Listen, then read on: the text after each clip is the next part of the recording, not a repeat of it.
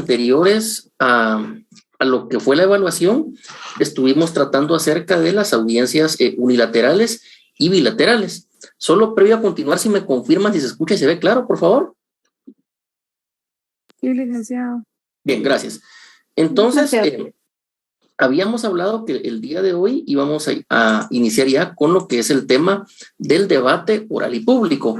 Lo que hay que tomar en cuenta, compañeros, es lo siguiente, que el proceso penal se divide en lo que son fases, ¿verdad?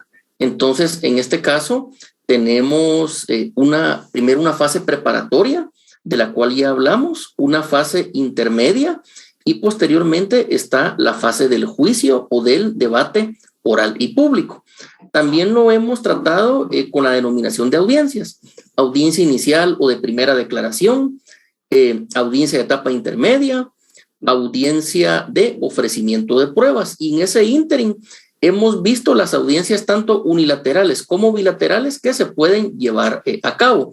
Por ejemplo, vimos la audiencia de revisión de medida de coerción, audiencia de reforma auto de procesamiento, audiencia de criterio de oportunidad, etcétera. Lo importante es que hemos puesto un ejemplo de cada audiencia, hemos visto un video de una audiencia real, y pues ya el día de hoy tocaría lo que es la etapa del juicio o la etapa del debate oral y público, por lo que nos vamos a ubicar en lo que es nuestro Código Procesal Penal. Pregunto si se ve ahí que estoy compartiendo pantalla en cuanto al Código Procesal Penal. Licenciado, pero lo podría ampliar un poco para que se... Muy bien, con mucho gusto. Gracias.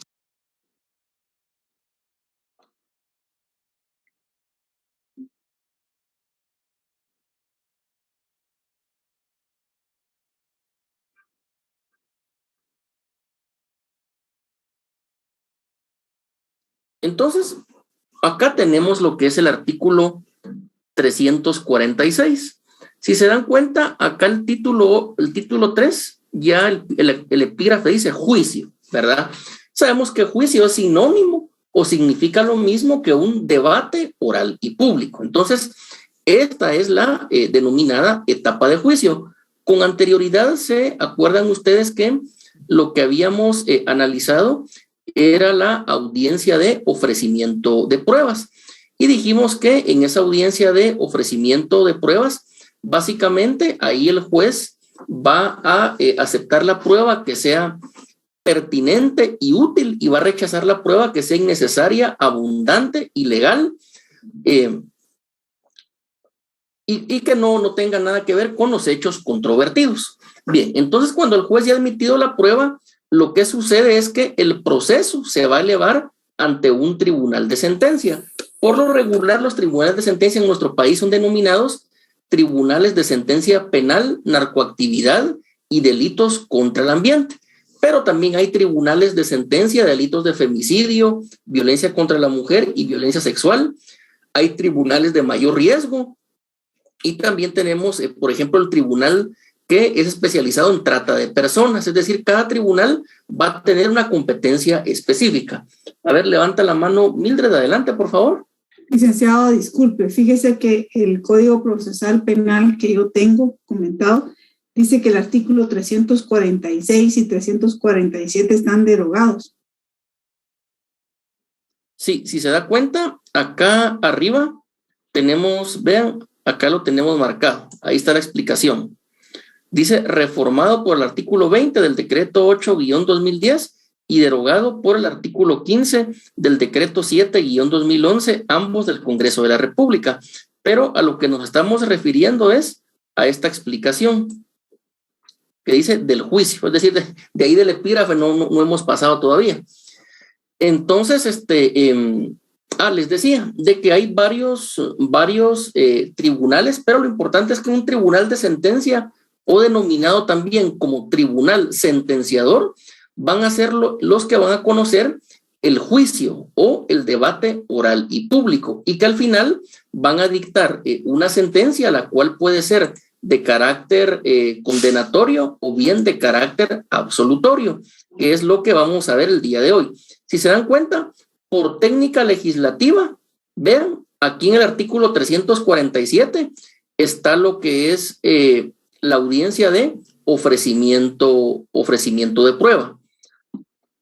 Sin embargo, también acá tenemos la misma explicación, que estos artículos, como le reitero, realmente han sido muy modificados, algunas partes se han derogado, y por eso es que llama a confusión, porque ya con anterioridad nos habíamos referido a esto del ofrecimiento de prueba.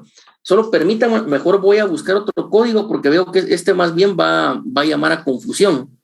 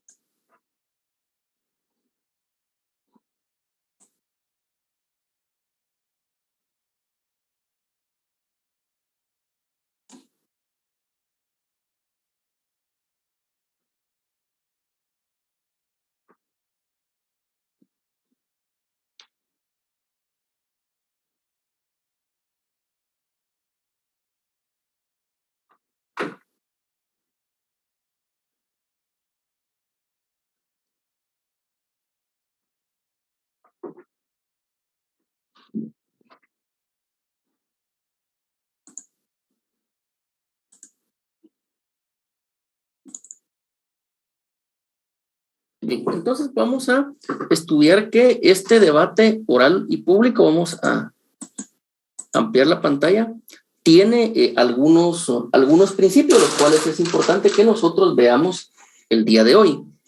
Por favor, si alguien puede leernos allí el artículo 354, que lo tenemos acá en pantalla.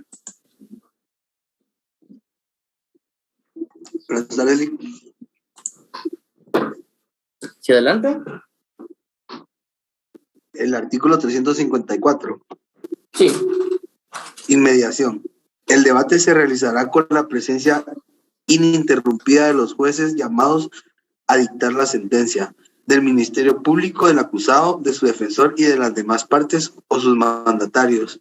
El acusado no podrá alejarse de la audiencia sin permiso del tribunal si después de su declaración rehusare asistir.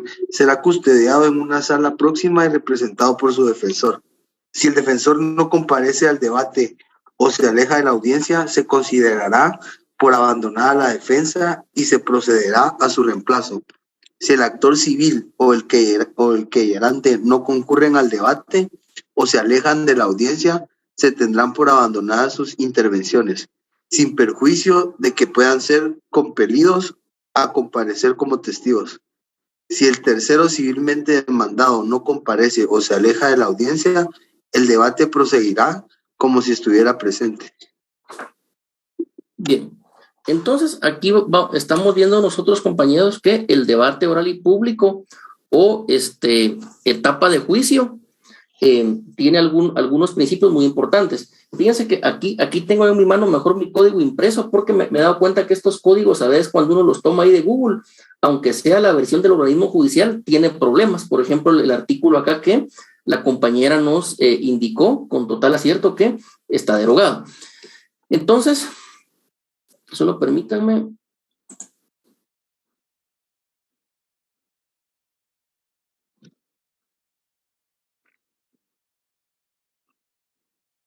Inmediación. ¿Qué es lo que significa la inmediación? La inmediación es un principio que se puede aplicar a varias ramas del derecho. Y la inmediación consiste en que el juez o los jueces, o en este caso el tribunal sentenciador, debe de estar presente durante todo el desarrollo del juicio. Por eso vean acá dice la presencia ininterrumpida de los jueces. ¿Por qué acá lo utilizan plural? Dice de los jueces, porque recordemos que un tribunal de sentencia está integrado por 3 jueces, el juez presidente y 2 vocales. Sin embargo, en la práctica también recordemos, compañeros, que hay debates que actualmente se van a llevar a cabo únicamente con un juez. ¿Por qué? Porque son los denominados debates que se conocen de manera unipersonal, es decir, únicamente aquellos delitos gravísimos que están contenidos en la ley de procesos de mayor riesgo los conoce el tribunal integrado por 3 jueces, que van a ser básicamente delitos de secuestro, asesinato, delitos que tengan que ver con narcoactividad, lavado de dinero, etcétera. Y los demás delitos que no están incluidos en esta ley de procesos de mayor riesgo son conocidos únicamente por un juez, quien actúa de manera unipersonal. Por ejemplo, el delito de extorsión o el delito de violación son conocidos únicamente por un juez de sentencia. Pero acá básicamente este principio de inmediación se aplica igual, es decir, sea el tribunal integrado por 3 jueces o sea el tribunal integrado por un solo juez, siempre los jueces deben de estar presentes durante todo el desarrollo del juicio y deben de poder captar con sus sentidos lo que es el diligenciamiento de la prueba, porque al final van a dictar una sentencia. Acá también hay algunas excepciones. Por ejemplo, el abogado defensor, él debe estar presente durante todo el juicio. El fiscal también debe estar presente durante todo el juicio.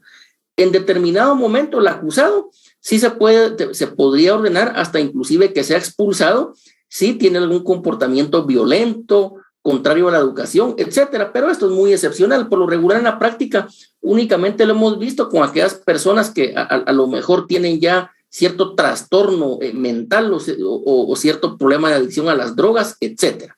Pero por lo regular siempre el sindicado va a estar ahí presente durante todo el desarrollo del juicio, porque recordemos que es sobre quién se va a dictar una sentencia, ya sea de carácter condenatorio o bien de carácter absolutorio al finalizar el juicio. Entonces, inmediación significa eso, que el juez o los jueces que integran el tribunal deben de estar presentes durante todo el desarrollo del juicio. Entonces, este es el principio de inmediación.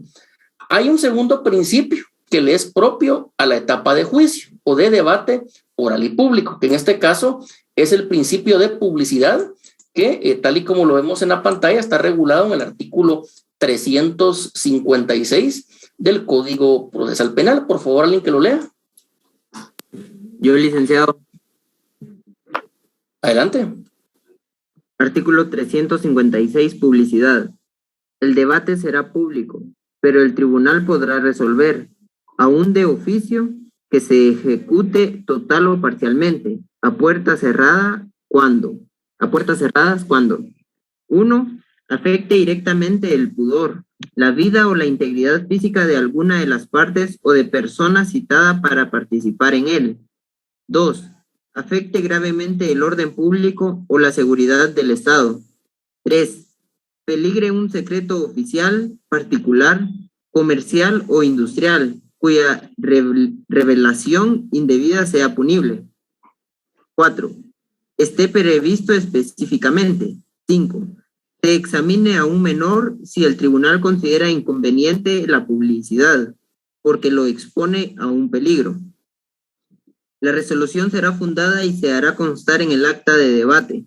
El tribunal podrá imponer a los que intervienen en el acto el deber de guardar reserva sobre los hechos que presenciaren o conocieren, decisión que constará en el acto del debate. Desaparecida la causa de la clausura, se hará ingresar nuevamente al público. Bien, entonces el segundo principio que le es transversal a la etapa de juicio o etapa del debate oral y público es el de publicidad, valga la redundancia. Publicidad la publicidad en realidad es la regla general que aplica en todos los juicios, ya sea ante el tribunal de sentencia integrado por 3 jueces o bien ante un juez trabajando de manera unipersonal. Y la excepción es cuando el debate se hace a puertas cerradas, es decir, cuando se hace de manera reservada por algunas causales específicas que el mismo Código Procesal Penal nos indica. Entonces, publicidad significa que cualquier persona, cualquier ciudadano que tenga la intención de ir a ver el desarrollo del debate, lo puede hacer, ya sean familiares del sindicado, familiares del agraviado, algún estudiante, algún abogado que quiera aprender, cualquier persona que quiera poder observar el desarrollo del juicio lo puede hacer, se puede presentar a la sala de debates y entrar, obviamente previa revisión de la guardia del organismo judicial para ver que no lleven armas, drogas, objetos punzocortantes, etcétera. En esta época de pandemia, la excepción fue que por los aforos, por lo regular las salas de juicio son muy pequeñas y era muy peligroso tener a mucha gente ahí encerrada por la transmisión del virus del COVID-19, pero reitero, esto es por causa de salud pública. Nosotros sabemos que la salud humana es un bien que protege la Constitución Política de la República de Guatemala, y tanto la salud de los jueces, del personal judicial como de las partes procesales, ese es un bien sagrado. Por lo tanto, se ha impedido el ingreso a las salas de debates y únicamente han ingresado ya sea la prensa o bien los sujetos procesales. Pero reitero, esto es excepcional por la pandemia, porque el bien supremo que protege la Constitución es la vida humana y la salud. Ahora bien, acá en el artículo que el compañero hizo el favor de leer, hay algunas excepciones, es decir, que el tribunal puede ordenar que el juicio se lleve a cabo a puertas cerradas. Un ejemplo muy común es cuando se está discutiendo la posible violación en contra de un niño, niña o adolescente. Estos son hechos gravísimos que de ninguna manera podemos despertar el morbo o bien cierta situación de burla por el respeto que se le tiene en este caso a la persona agraviada, que puede ser un niño, niña o adolescente. Entonces, en este caso, por lo regular, estos juicios de delitos de carácter sexual van a ser a puertas cerradas. Reitero, por el respeto que nos merecen las personas y porque lo que ahí está dilucidando no es un chiste, no es algo morboso y no es algo que se pueda ver de una manera irracional con aspectos de carácter pervertido. No, ahí lo que se está discutiendo es la posible absolución o condena de un sindicado, pero también se respetan los derechos de la persona agraviada. Pero también hay otros casos. Por ejemplo, cuando la seguridad del Estado está en peligro, esto ya casi no se da, ¿verdad? Actualmente, o el orden público. O bien cuando se discuta algún tema de propiedad intelectual y que sea algún secreto comercial el que se va a discutir, ahí esa puerta cerrada, porque el secreto comercial, la fórmula de la medicina, etcétera, eso no se puede estar divulgando. Pero reitero, sobre todo es en delitos de propiedad intelectual o propiedad industrial, que la ley protege dichos derechos. Y acá en el inciso quinto tenemos el ejemplo que dice que cuando se examine a un menor, es decir, el menor de edad puede ser testigo dentro de un juicio. Entonces, cuando el menor, él esté siendo interrogado y contrainterrogado, el tribunal puede disponer que el juicio se lleve a puerta cerrada, toda vez que se está examinando y contraexaminando a una persona que en este caso va a ser un menor de edad. Tenemos el siguiente principio, que sería la continuidad del debate. Ese principio propio de la etapa del juicio está contenido aquí en lo que es el artículo 360 del Código Procesal Penal. Por favor, alguien que lo lea.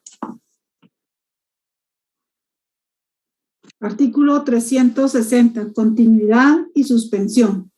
El debate continuará durante todas las audiencias consecutivas que fueren necesarias hasta su conclusión. Se podrá suspender por un plazo máximo de 10 días, solo en los casos siguientes. 1. Para resolver una cuestión incidental o practicar algún acto fuera de la sala de audiencias, incluso cuando una revelación inesperada haga indispensable una instrucción suplementaria, siempre que no sea posible cumplir los actos en el intervalo entre dos sesiones. 2. Cuando no comparezcan testigos, peritos o intérpretes y fuera imposible e inconveniente continuar el debate hasta que se les haga comparecer por la fuerza pública. 3. Cuando algún juez, el acusado, su defensor o el representante del Ministerio Público se enfermare a tal extremo que no pudiere continuar interviniendo en el debate, a menos que los dos últimos puedan ser reemplazados inmediatamente. 4. Cuando el Ministerio Público lo requiera para ampliar la acusación o el acusado o su defensor lo soliciten después de ampliada la acusación, siempre que, por las características del caso, no se pueda continuar inmediatamente. Excepcionalmente, el tribunal podrá disponer la suspensión del debate por resolución fundada cuando alguna catástrofe o algún hecho extraordinario similar torne imposible su continuación. El tribunal decidirá la suspensión y anunciará el día y hora en que continuará la audiencia. Ello valdrá como citación para los que deban intervenir antes de comenzar la nueva audiencia. El presidente del tribunal resumirá brevemente los actos cumplidos con anterioridad. El presidente cuidará que el debate no se prolongue más allá de la jornada de trabajo. Ordenará los aplazamientos diarios indicando el día y la hora en la cual continuará el mismo, salvo excepciones objetivamente calificadas por el tribunal. Bien, entonces vamos a continuar. Fíjense que acá lo importante es esto, que la continuidad como un principio que le es propio al debate oral y público, en este caso también esa es la regla general, es decir, lo que debe de imperar, lo que siempre debe suceder, ¿verdad? Que el debate sea continuo, que una vez iniciado no se interrumpa, sino que de una manera concentrada, también eso tiene que ver con el principio de concentración, en la menor cantidad de audiencias, el tribunal pueda conocer toda la prueba y dictar una sentencia, ya sea de carácter condenatorio o bien de carácter absolutorio a favor del sindicado. Esta continuidad significa eso, que en el menor número de audiencias, de una vez el tribunal dicte la sentencia, pero ya vimos que hay algunas excepciones, que el debate se puede interrumpir hasta 10 días. Si el debate se interrumpe 10 días y no hay otra audiencia, en este caso habrá que repetir todo el debate desde el inicio porque se vulneró lo que es la continuidad del debate oral y público.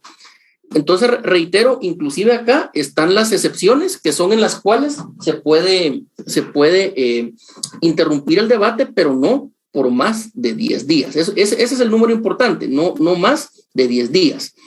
Acá está, por ejemplo, si a un debate algún testigo o algún perito no llegó, bueno, se puede señalar a la audiencia para una siguiente oportunidad, pero reitero, no se puede pasar el plazo de 10 días porque si no, el debate se entenderá por interrumpido.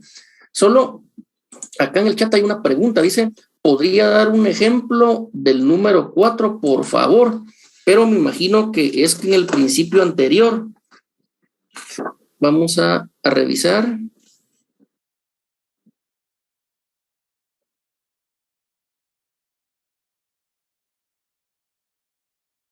Me imagino que se refiere a a lo que es el principio de publicidad. Fíjense que esa es una buena pregunta, porque en la práctica, reitero, esto básicamente es cuando se refieren, ya sea al pudor, a la vida, a la integridad, cuando se está escuchando a un menor de edad o en aquellos delitos de carácter sexual o bien de propiedad industrial o intelectual. Este caso, cuando dice cuando esté previsto específicamente, se refiere a que eso esté regulado en otra ley y que esa ley indica que el debate se debe llevar a puertas cerradas. Realmente un ejemplo de esto en otra ley distinta al Código Procesal Penal hasta este momento no existe. Reitero porque recordemos que el Código Procesal Penal es el que regula el debate. Las demás leyes penales especiales lo que hacen es regular, por ejemplo, nuevos tipos penales, tipificar delitos. Tal vez un ejemplo que se le aproxime podría ser la ley contra la explotación sexual y trata de personas, pero esa ley básicamente son reformas al Código Penal, ¿verdad? Pero podría ser un ejemplo, pero reitero, que esté previsto expresamente en alguna audiencia que el juicio en su totalidad debe ser a puertas cerradas, no tenemos un ejemplo específico. Bien, entonces vamos a regresar al principio de continuidad. Eso quiere decir que el debate debe ser continuo, no se debe suspender y excepcionalmente únicamente por 10 días. De lo contrario, hay que repetir todo el debate. El siguiente disculpe, ¿Sí? Perdone. En este caso no sería, por ejemplo, que el ministerio, a solicitud del Ministerio Público se pudiera hacer que esté previsto o a solicitud del juez, porque temieran por alguna de las vulnerabilidades de las partes, por vulnerar a las partes. Sí, lo que Podría pasa, ser un... no, lo que pasa, compañera, que eso es lo que está aquí arriba, ¿ve?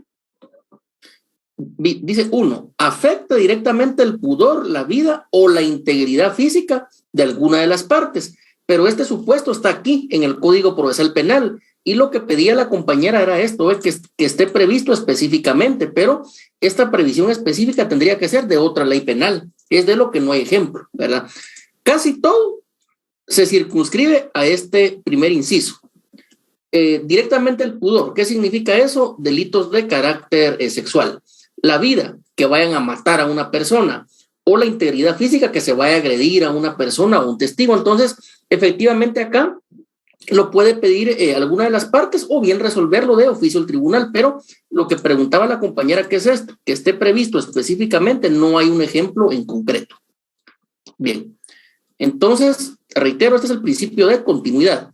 El siguiente principio que le es propio al debate oral y público o al juicio es la oralidad. ¿Qué significa esto?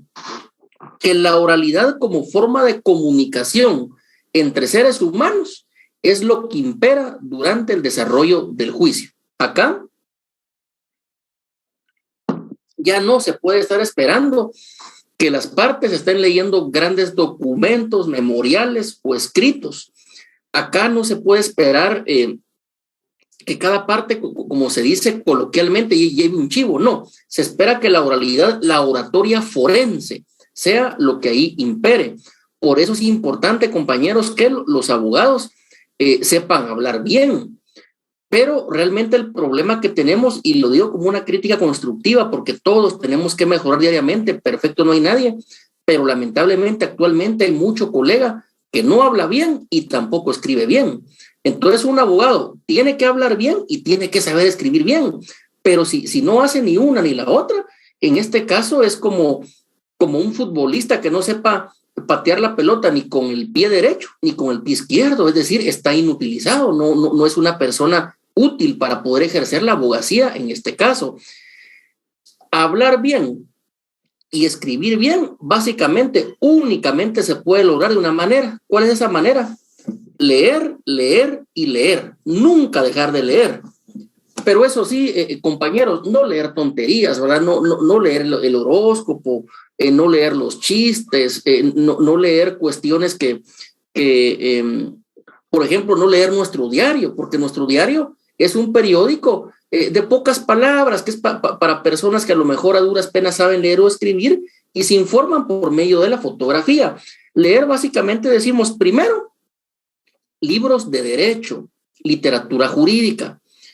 En segundo lugar, leer los códigos, leer las leyes. Yo a los abogados les pregunto, ¿y usted ha leído alguna vez la Constitución Política de la República de Guatemala completa? No. O usted le pregunta a un abogado, a un estudiante, mire, compañerito, ¿cuántos artículos tiene la Constitución Política de la República de Guatemala? No sabe. ¿Cuántas disposiciones finales o transitorias tiene la Constitución? Tampoco sabe. Entonces, ahí empieza el problema. Aparte de eso, el abogado no únicamente va a leer libros jurídicos o leyes, también se espera que lea libros de otras ciencias, medicina forense, de balística, de criminalística, investigación criminal, etcétera. Y por si fuera poco, también que lea literatura clásica. Por ejemplo, yo sé que ahora que estuvo la huelga de Dolores, todos hay que la huelga y que la capucha roja, la facultad de Derecho, está bueno, no hay ningún problema. Pero ¿cuántos han leído el libro Viernes de Dolores de Miguel Ángel Asturias? Son pocos. Fíjense que ese libro es interesante porque, por ejemplo, Asturias indica cómo fue que crearon la canción de la Chalana, cómo era el desfile bufo, etcétera. Pero en ese libro, algo muy importante de notar es que Asturias tenía conocimiento, por ejemplo, de botánica, porque describe cuáles son las flores que en la ciudad de Guatemala crecen durante la Semana Santa, explica el tema de la lluvia, de los árboles, la floración, es decir, Miguel Ángel Asturias tenía un conocimiento de varias ramas de la ciencia. Pero ¿por qué digo esto? Porque la única manera que un abogado aplique la oralidad, que aplique la oratoria forense que se sepa expresar en público. ¿Cuál es? Leyendo, leyendo y leyendo. Y el hecho de escribir bien, de redactar bien un memorial, un escrito, también eso únicamente lo da la lectura. Leer, leer, leer y nunca dejar de leer. Una persona que lee es fácil de distinguir. Habla muy bien o escribe muy bien, ¿verdad? Entonces, reitero, eso es a nivel de consejo, porque la oralidad, que está regulada aquí en el artículo 362 del Código Procesal Penal, usted puede recibir muchas clases de oratoria forense, usted puede ir a muchos debates orales y públicos, pero reitero, esa habilidad para hablar en público, para poder expresarse, se obtiene leyendo. Igual, redactar o escribir memoriales, esa habilidad únicamente se va a obtener leyendo libros de derecho, leyes de otras ciencias o bien literatura clásica o literatura guatemalteca. Ahora tenemos el gran beneficio que en el teléfono ahí tenemos enciclopedias completas, las podemos imprimir, lo podemos ver en la televisión. En la zona 1 hay decenas de ventas de libros usados. Fíjense que lo último que les digo en cuanto a la lectura, yo les podría asegurar que de los mejores libros de derecho que un servidor de ustedes ha comprado han sido en esas librerías de libros usados de la zona 1. Y no vayan a decir que por tacaño o porque qué garra, no. Lo que sucede es que hay libros de derecho que son tan clásicos, son tan importantes, pero que ya no los imprimen, ya no salen en publicaciones. ¿En dónde los venden? En esas librerías de la zona 1, 10, 20, 30, 40, 50, 100 quetzales, pero reitero, lo importante es mantener el hábito de la lectura constante para poder hablar y escribir bien, porque reitero, lamentablemente hemos visto mucho abogado que no habla bien y tampoco escribe bien, lo cual es muy lamentable. Entonces, principio de oralidad, por favor, alguien que lea el artículo 362 que está en pantalla. Artículo 362, oralidad. El debate será oral. En esa forma se producirán las declaraciones del acusado, de los órganos de prueba, las intervenciones de todas las personas que participan en él.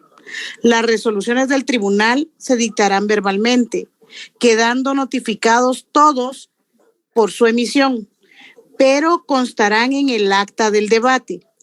Asimismo, también podrá proceder de acuerdo al párrafo 3º del artículo 142 de este código, en lo que fuere aplicable. Quienes no pudieren hablar o no lo pudieren hacer en el idioma oficial, formularán sus preguntas o contestaciones por escrito o por medio de intérpretes, leyéndose o relatándose las preguntas o las contestaciones en la audiencia. El acusado sordo y el que no pudiera entender el idioma oficial deberá ser auxiliado por un intérprete para que le transmita el contenido de los actos del debate. Asimismo, también podrá precederse de acuerdo al párrafo 3º del artículo que fuere aplicable. Bien. Entonces, compañeros, acá vemos el lenguaje oral, todo debe ser por medio del habla. Pero este principio de oralidad no admite discriminación alguna. Nuestro país tiene más de 20 idiomas mayas, por ejemplo, quiché, cachiquel, mam, sutuil, etc. Si un ciudadano, su lengua materna es un idioma maya y no puede hablar español, no hay ningún problema. Él se puede expresar en su idioma y el organismo judicial está obligado a pagar un intérprete que llegue a contribuir para que el tribunal capte lo que él está diciendo en su idioma natal. Esto lo vemos todos los días. Y esto del intérprete, compañeros, no únicamente en el debate, esto aplica desde la primera declaración. Si el ciudadano habla un idioma maya, con mucho gusto se le nombra un intérprete. Si la persona sindicada no habla un idioma maya, pero habla algún idioma extranjero, por ejemplo, inglés, alemán, mandarín, etcétera, bueno, con mucho gusto se le manda a llamar un intérprete. El organismo judicial es el que lo paga y esta persona va a interpretar hacia el idioma castellano. Ya hemos visto audiencias donde llegan personas, por ejemplo, que hablan idioma coreano, idioma mandarín, etcétera. Y no digamos inglés, que es también lo que se ve bastante. Si alguna persona tiene problemas con el sentido del habla, del oído, etcétera. Entonces, en este caso, también puede ser asistida por un intérprete de lenguajes de señas. También el organismo judicial, siempre lo vemos, si una persona no tiene problemas auditivos o problemas del habla, bueno, se paga un intérprete, se lo paga el organismo judicial y el intérprete llega para poder interpretar al juez, al tribunal y a las demás partes qué está diciendo esta persona en el lenguaje de señas. Inclusive el organismo judicial hasta ha abierto cursos de idioma de lenguaje de señas para que todos los trabajadores podamos aprender ese idioma, lo cual es muy loable porque, reitero, en la oralidad no se discrimina a nadie, ya sea que se hable un idioma maya, se hable un idioma extranjero o bien en lenguaje de señas, ahí perfectamente bien el tribunal o el juez tiene la obligación de escucharlo en el idioma que él pueda comunicarse. No hay discriminación de ningún motivo. Esto en cuanto al principio de oralidad. Y recordemos que esto se le conoce como oratoria forense, es decir, dirigirse ante un tribunal, ante un juzgado, de una manera jurídica, de una manera técnica. La oratoria forense básicamente es un instrumento del abogado. Los sujetos procesales, como ya vimos, pueden expresarse en su idioma materno o bien inclusive en lenguaje de idioma de señas, el cual nos merece todo el respeto porque, reitero, el juicio se va a llevar a cabo sin ningún tipo de discriminación, menos sin ningún tipo de burla, lo cual es hasta sancionado por la ley, y que toda la persona tenga acceso a la justicia. Así se le llama ese principio, acceso a la justicia, que cuando es pronta y cumplida es mejor. Entonces, estos principios son muy básicos, ¿verdad? La continuidad, la publicidad, la oralidad, etcétera. Hay algunos otros principios, pero lo importante es saber que estos son los que consagra nuestro Código Procesal Penal vigente y de ellos se pueden devenir otros principios. Ustedes si leen algún autor nacional o extranjero van a ver más principios ahí, ¿verdad? Y qué bueno, pero estos son los básicos y son tan importantes que por eso es que los reconoce nuestro Código Procesal Penal. Fíjense que tal vez suene sencillo de lo que hoy hablamos, ¿verdad? De la publicidad, la oralidad, etcétera, pero déjenme decirles algo. Hay juicios enteros donde la sentencia ha sido revocada, ya sea en apelación especial, en casación o inclusive por medio de una acción constitucional de amparo o en una apelación de amparo ante la Honorable Corte de Constitucionalidad porque se han violado o se han vulnerado estos principios. Por ejemplo, un debate oral y público se suspendió más de 11 días. ¿Qué es lo que pasa? Como decíamos en el Tribunal de Femicidio, se echa a perder el debate. Hay que repetir nuevamente todo lo actuado. Es decir, únicamente es hasta 10 días. ¿Qué pasa, por ejemplo, si se viola lo que es la inmediación? Es decir, que solo habían 2 jueces, pero faltaba uno. En este caso, todo lo actuado es nulo. Hay que repetir el debate, hacer otro debate porque es imperativo que los 3 jueces o bien el juez unipersonal estén presentes durante todo el desarrollo del juicio. Ahora yo les voy a hacer una pregunta que pareciera capciosa, pero es que también recordemos que también los jueces son seres humanos, que al igual que todos tienen enfermedades, defectos, problemas, estado de ánimo, etcétera. ¿Qué pasaría si en un debate oral y público que conoce un juez de manera unipersonal, el juez se duerme durante el desarrollo del debate? ¿Será que ahí se viola o no se viola la inmediación? ¿Qué piensan ustedes? Yo creo que sí se viola, Lic, porque el juez tiene que estar pendiente de todas las declaraciones, actuaciones y no está realmente presente porque él está, pues, no sé, absorto en su sueño, no puede él dilucidar o escudriñar la verdad escuchada. Puede ser que también, como existe la apnea del sueño, el juez tenga cierta enfermedad que también le cause este mismo impedimento. Entonces yo considero que sí se viola por lo menos el principio de inmediación. Vean, acá hay un asunto. Recordemos que el juez o el tribunal de sentencia, ellos van a observar, van a percibir con sus sentidos, con la vista, con el oído, a veces hasta con el olfato. Después les explico por qué, todo el desarrollo de la prueba. Pero si el juez o el tribunal o un juez del tribunal se duermen, ¿qué es lo que pasa? Deja de percibir el desarrollo de la prueba. Fíjense que uno cuando tiene el gran honor de estar en un tribunal, yo de hecho empecé en un tribunal como juez, uno aprende a ver al testigo. Miren, una persona, si está temblando, si se pone roja, si suda, eso no quiere decir que la persona esté mintiendo de ninguna manera.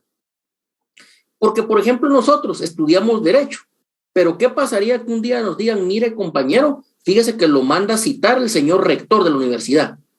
Rápido pensamos, y peor si me van a expulsar, peor si pasó algo, peor si hice algo, ya vamos en el último año de derecho y peor si me van a revocar la matrícula y me van a echar de la universidad. Entonces vamos a llegar expectantes, a lo mejor algunos van a temblar o se van a poner nerviosos, pero eso no quiere decir que ustedes vayan con malicia, es algo normal del ser humano. Pero hay ciertas actitudes de un testigo que uno en la práctica aprende a discernir cuando una persona posiblemente esté mintiendo, porque tuvimos en la práctica lamentablemente personas aseguraban que habían sido abusadas sexualmente, se ponían rojas, a temblar, a gritar, casi que se tiraban al suelo, pero fíjense compañeros que lamentablemente estaban mintiendo. ¿Saben por qué? Porque después un análisis de ADN era contrario a lo que la supuesta víctima estaba diciendo, y recordemos que el ADN ese no miente, es prueba científica. No hay ningún ser humano que tenga un ADN igual al otro. El ADN es lo que nos hace únicos e irrepetibles, ¿verdad? Entonces, el resto de prueba estaba indicando que la supuesta víctima estaba mintiendo. Y alguien dirá, pero es que se puso a llorar, se puso roja, le salían sus lágrimas. Eso se respeta, pero lamentablemente estaba mintiendo.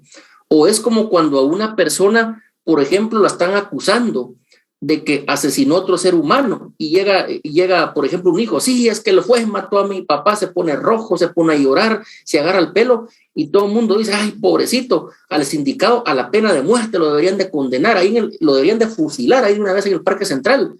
Pero ¿qué pasa? El resto de prueba que nos dice que ese día el señor sindicado ni siquiera estaba en Guatemala, andaba en un viaje de estudio en Madrid, España. ¿Qué pasa? El testigo, entre comillas, estaba mintiendo, porque lamentablemente los seres humanos, un problema que tenemos, que a algunos les gusta mentir, ¿verdad? Entonces, reitero, para eso está el tribunal, para que pueda detectar quién miente y quién dice la verdad. ¿Cómo se va a hacer esto? A través de la valoración de la prueba, y por eso es que ese principio de inmediación lo que nos dice es que el juez debe estar presente durante todo el desarrollo del juicio, para que pueda ver a los testigos, para que pueda escuchar. Y yo les ponía el ejemplo del olfato. ¿Saben por qué, compañeros? Porque tuvimos un debate que había prueba material. Vean, prueba material, y eso lo vamos a ver más adelante, son todos aquellos indicios que se encuentran en el escenario criminal. Por ejemplo, si en la calle le pasó un sicario extorsionista disparando a una señora que tiene un negocio de tortillas, ahí vamos a ver sangre, vamos a ver casquillos de munición de arma de fuego. Ahí podemos encontrar varios indicios que al procesarlos en un laboratorio nos pueden ayudar a descubrir la verdad, es decir, a descubrir quién asesinó a la señora o de qué manera, con qué arma. Pues bien, hubo un caso de femicidio espantoso, unas chicas que por Facebook las contactaron, se las llevaron a una finca, en la finca las violaron y las machetearon. Es un caso atroz. Entonces, ¿qué fue lo que pasó? Que a ellas las envolvieron en una especie de sábanas o de ponchos, y en estas sábanas prácticamente de una manera inhumana, deleznable, las tiraron en una especie de pozo, en un agujero que había ahí.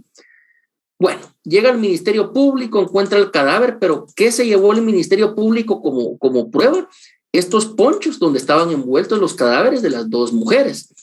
Resulta que propusieron esos ponchos como evidencia material, porque decía la fiscalía, está la evidencia, que efectivamente lo que se ve en las fotografías es cierto, que las machetearon y después ya muertas las tiraron envueltas en unos ponchos, ¿verdad?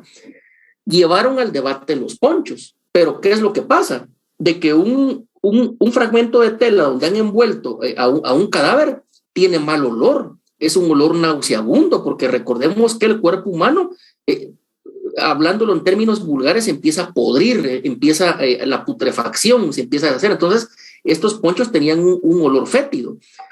Lo que el tribunal resolvió era que para poderlos exhibir, eso se hiciera en el parqueo. Tal vez alguno conoce los tribunales de femicidio en zona 10, diagonal 6, ahí por Oakland Mall. Entonces, en el parqueo. No obstante que los ponchos los extendieron en el parqueo, era un olor nauseabundo, como que un muerto hubiera habido ahí, todo el mundo con mascarilla o con perfume en las manos, ¿verdad? Pero ¿por qué digo esto? Porque hasta con el olfato, en algunos casos, un juez puede analizar la prueba.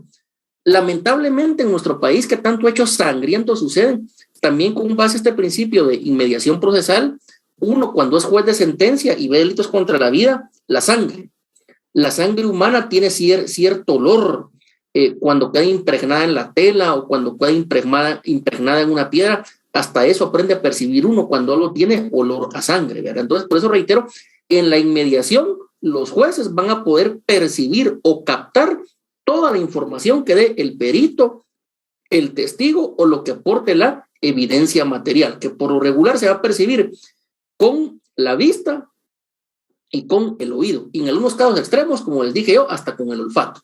Tiene la palabra Yuli. Licenciado, con una pregunta. Yo he escuchado que como que todas las audiencias se graban, no sé si sea cierto o no, y si es así, ¿para qué se graban? He escuchado que tienen un sistema de audio magnetofónico, no sé si así se le llama. Sí, las audiencias quedan grabadas, el audio ahí a usted se lo dan en un CD o se lo dan en una memoria. El audio es lo que queda grabado. ¿Y por qué va a ser el audio? Porque las partes posteriormente pueden apelar. Entonces, este audio realmente sustituye a lo que era el acta, porque el apelante va a decir en tal minuto y en tal segundo, a mí se me violó mi derecho de defensa porque se violó la inmediación procesal. ¿Por qué? Porque un juez se salió y ya no escuchó a un testigo. Es un ejemplo un poco rústico, ¿verdad? Entonces, puedo decir, para documentar todo lo que sucedió durante el juicio, se escuchó a peritos, se escuchó a testigos, se escucharon las conclusiones de las partes, etcétera. Para decir, para que quede un registro fiel de lo que sucedió durante el desarrollo del juicio. Y este audio va a sustituir aquellas actas kilométricas de 30 o 40 páginas. Esa es la respuesta. Muchas gracias, licenciado. Entonces, prácticamente al nosotros adquirir el audio, como que tenemos un poquito más de tiempo, de chance para analizar lo que se habló en una audiencia y poder, correcto, de alguna manera defender algo que se nos haya pasado por alto en ese momento. Correcto, porque digamos que transcribir todo el debate es muy difícil, o que se nos quede todo, la memoria falla, ¿verdad? Entonces, por ejemplo, si usted es abogada defensora y a su patrocinado lo están sindicando que una persona que vestía pantalón de luna azul le quitó la vida al agraviado, eso dice la acusación, pero un testigo puede decir, pero miren, yo vi que el que lo mató tenía un pantalón de color blanco. Entonces eso va a servir porque usted va a decir en el audio, en tal minuto, el testigo dice que el que mató al agraviado tenía pantalón blanco, sin embargo la acusación dice que era de pantalón negro o azul, por lo tanto mi patrocinado es inocente. Para eso le va a servir, para poder escuchar los testimonios, para poder escuchar a los peritos y de esa manera poder defender de mejor manera a su patrocinado. O bien, si usted es fiscal del Ministerio Público o abogado director del creyente adhesivo, también para poder ejercer la persecución penal pública o para proteger los derechos de la víctima o del agraviado. Muy bien, una última pregunta. ¿Y todos Adelante. Esos audios, a uno como interesado es el que los requiere? Es correcto. En todos los juzgados y tribunales está el oficial de audiencias. Ahí tienen una consola, ahí va grabando. Entonces, al terminar la audiencia, usted le puede pedir ya sea al oficial o bajar a gestión penal si es en torre de tribunales que le den una copia del audio. ¿Qué le van a pedir? Una memoria USB, ¿verdad? O un disco. Y lo único es que usted demuestre que es sujeto procesal, ¿verdad? Ya sea defensor, fiscal, agraviado, tercero civilmente demandado, etcétera. Si es parte dentro del asunto, le van a dar la copia del audio. Bien, entonces, compañeros, estos son los principios, ¿verdad? Continuidad, oralidad, inmediación, publicidad, que rigen el debate oral y público. Son tan importantes que por violar estos principios, algunos juicios, algunas sentencias se han caído, han sido anuladas o revocadas, ya sea por una sala de apelaciones, por la Corte Suprema de Justicia o inclusive en algunos casos por la Corte de Constitucionalidad. Y estos principios los vamos a ver ahí durante todo este estudio del juicio. Ya en sí lo que es el desarrollo del debate oral y público, el desarrollo del juicio, va a empezar aquí, en lo que es el artículo 368 del Código Procesal Penal, donde habla ya de lo que es la apertura del debate. ¿Por qué apertura? Porque es el inicio, es cuando tiene principio un debate oral y público. Ahí se va a constituir los jueces, la defensa técnica, el acusado, el Ministerio Público, y si hay el querellante adhesivo junto con su abogado director, y si está abierto al público, pues el público ahí presente para poder llevar a cabo todo el desarrollo del juicio, todo el desarrollo del debate oral y público. Acá lo importante es que ese juicio o ese debate oral y público va a terminar con una sentencia, la cual puede ser condenatoria o absolutoria. La única excepción es cuando durante el transcurso del juicio o antes fallece el sindicado. Eso sucedió muchísimo ahora con la lamentable pandemia del COVID-19. Muchos sindicados fallecieron, ya no llegaron al debate, o estando en el debate fallecieron. Bueno, ahí lo que va a hacer el tribunal es decretar el sobreseimiento, porque recordemos que en este caso la persona ya ha fallecido y se extingue la persecución penal pública. Pero por regla general, siempre que un debate inicie, va a finalizar con una sentencia, ya sea absolutoria o condenatoria. En esta fase del juicio o fase del debate oral y público, aquí es donde se va a aplicar a la perfección el principio del contradictorio, porque va a existir una contradicción de tesis. La tesis de la defensa técnica y la tesis del Ministerio Público, o como se le llama ahora, la teoría del caso del Ministerio Público y la teoría del caso de la defensa técnica. Y alguna de las dos tesis es la que va a imperar. Y la que impere, obviamente, va a propiciar que la sentencia pueda ser condenatoria o bien absolutoria a favor de la persona acusada. Entonces, aquí es donde se manifiesta en mayor medida eso que también algunos denominan principio, el contradictorio, que es que exista contradicción, que los dos se puedan objetar, que los dos tengan derecho al uso de la palabra, que puedan sustentar su tesis de manera verbal, utilizando la oralidad. Y aquí también podemos ver que el debate oral y público es de conocimiento, porque lo que se trata es de averiguar la verdad histórica de lo que efectivamente sucedió. Es decir, quién le quitó la vida a una persona que fue asesinada, quién fue la persona que se robó un vehículo, quién es el que está extorsionando, etcétera. Se trata de averiguar la verdad material o la verdad histórica. Ese es el objetivo del juicio o del debate oral y público. Bien, entonces, compañeros, pregunto si hay alguna última pregunta en cuanto a los principios que vimos hoy del debate oral y público. Licenciada Escurria, ¿podría repetir el objetivo del debate oral y público? Sí, el objetivo es poder averiguar la verdad material o la verdad histórica.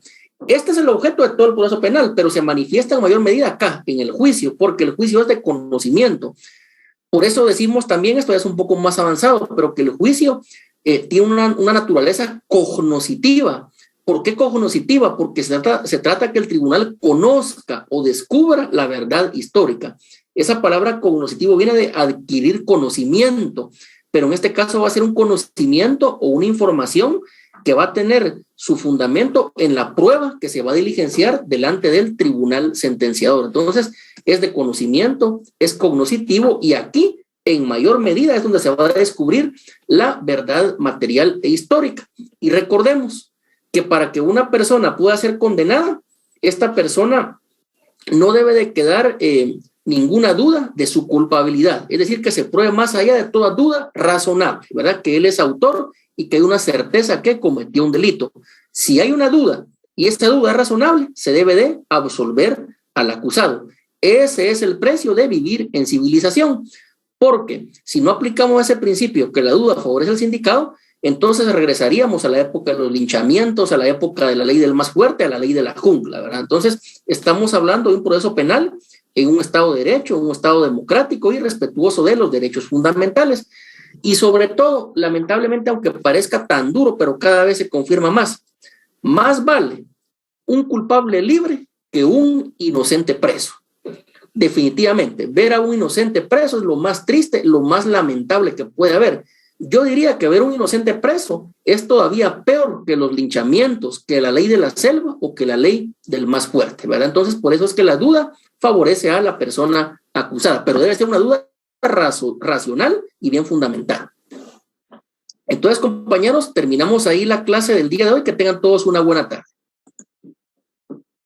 Gracias, licenciado. Feliz noche. Licenciado. Feliz noche, licenciado. Gracias. Gracias.